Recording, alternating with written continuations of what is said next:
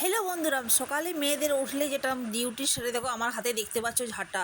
ঘুম থেকে উঠলেই তো ঝাঁটা ধরতেই হবে। আর বাজে ঘড়ি তখন ভোর 5:30।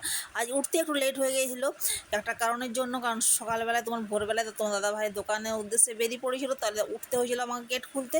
তারপর ভাবলাম একটু শুই, এখন তো অনেক ভোর আছে, ওই যে একটু শুই বলতে একেবারে 5:30 বেজে গেছিলো।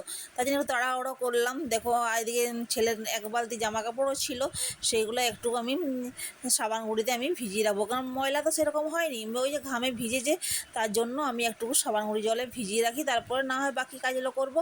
এদিকে ভিজিয়ে চলে এলাম। দেখো আমার রান্নাঘরের সামনেটা ঝেঁটানো বাকি ছিল, সে একবার ঝিটিয়ে নিলাম।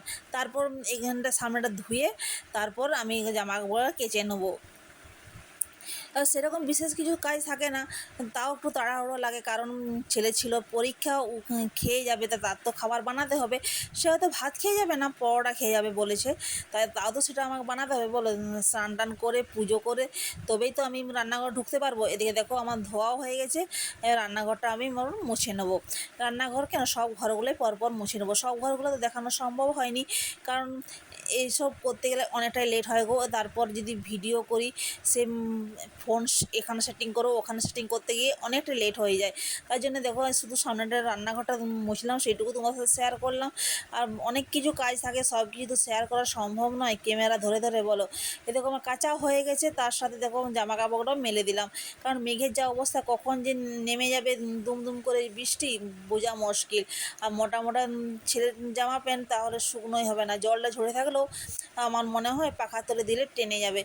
রোদ পেলে ভালো, একটু গন্ধ স্যাঁতস্যাঁতে গন্ধটা ওঠে, কিন্তু রোদ যদি না দেয় তাও কিছু করার নেই। এই জলটা যদি টেনেও যায় পাখার তলে মেরে দিলে অনেকটাই শুকনো হয়ে যাবে। তাই জন্য দেখো আগে সব কাজ সেরে আগে জামা কাপড়গুলোকে মেলে দিলাম, কারণ জলটা যদি ঝরে আমার অনেকটা উপকার হয় গো। আর মেলার জায়গা থাকে না বৃষ্টি পড়লে। তাহলে বন্ধুরা, তোমরা কে কোথা থেকে দেখছো ভিডিওটা অবশ্যই কিন্তু কমেন্ট করে জানিও। আর আমার এই ডেলি ব্লগগুলো তোমার কেমন লাগে সেটাও জানাবে। দেখো আমার জামা কাপড় মেলা হয়ে গেছে, তার মধ্যে তারপরে ঘর মুছতে চলে এসেছি। আর আমার মতন কারা বলতো জামা কাপড় কাচতে গিয়ে গোটা জামা কাপড় তুমি ভিজে চলে আসো। আমার তো এরকমই হয় অবস্থা, দেখতে পেলে তো নাইটি পুরো ভিজে গেছে, আর এদিকে স্নান টান হয়ে গেছে, বাজে ঘড়ি তো 6:30। 1 ঘন্টার মধ্যে কিন্তু আমি সব বাসি কাজ সেরে চান পুজো সেরে চলে এলাম একেবারে রান্নাঘরে, কারণ ছেলে যাবে পরীক্ষা দিতে, তার তো খাবার রেডি করতে হবে। শুধু আমার তো রান্না নয়, ওরও আলাদা খাবার, কারণ ও খাবে পরোটা, আর আমাদের হবে ভাত। আর একদিকে আমাদের ভাত চাপিয়ে দিলাম, আর ওর আটাটাও মেখে নিলাম পরোটা করার জন্য।